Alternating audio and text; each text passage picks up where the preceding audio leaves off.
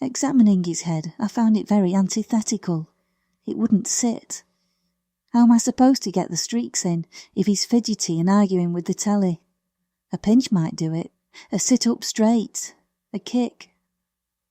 Pepple Mill at one's on. I wish he had a non-speaking role in this performance in his kitchen. He's a distraction. It seems physically impossible for him not to talk.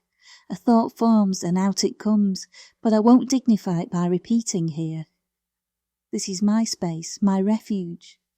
I get to sculpt the narrative and tease out moments of high tension and decide the guillotine.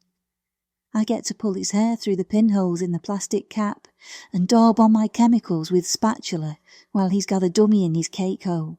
This is my version of a salon. Rod Stewart I blame. If you think he's sexy, okay, tell him, honey.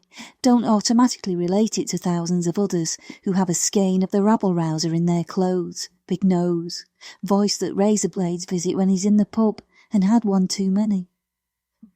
Mum's sister got me into this mess. How mousy all his existence, pushing 50, keen to get up dancing after a few drinks. He was thinking of changing from a brunette to a blonde. Could I assist? And would I do it mates rates?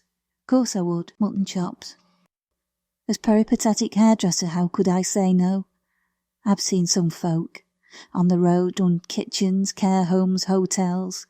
It contributes to wage of the lump I'm with and feeds the kiddies. So I go to where he lives, this one above the chippy, and he takes me up the fire exit round the back. I step over the sacks of potatoes. He says, "Cousin, you're an angel." I say, "No problem at all." What'll 1979 bring? He makes conversation. I take out my tweezers. He has some leopard skin pants on, the clothes made and dripping. 'Cause I always say give things a wash when you bought 'em from the shop, because you don't want irritation, and you don't know who's been in them. I nod along. Plus it shrinks 'em. I like a tight fit. I find my fingers gripping his hairnet. Plastic cowl, 20 minutes, towel on his shoulders, snip off the front, 1/2 inch, long at the back.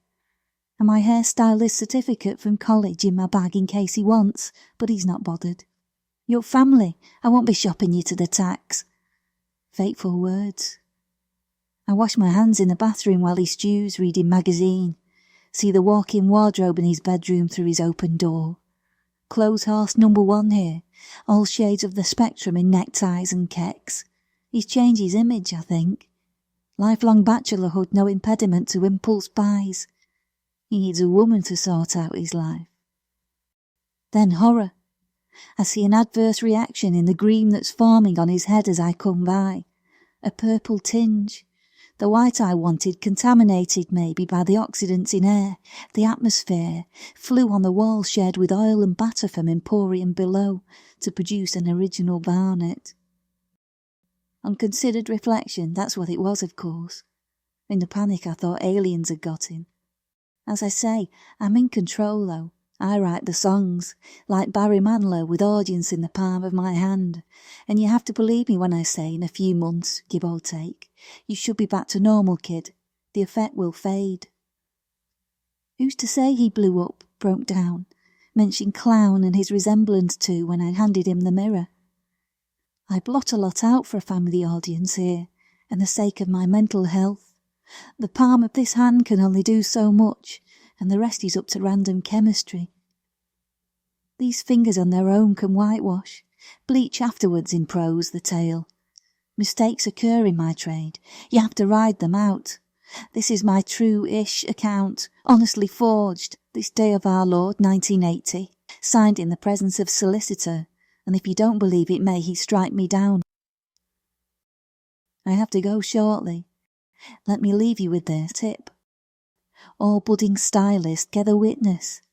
Let not your word versus his emerge in small claims court, lest the grey-wigged mean more than layered streaks in the long term and put paid to employment in a salon, lest you end up being blackballed in Southport. I know. Whispered of, discharged dishonourably from family knees up, scissors confiscated.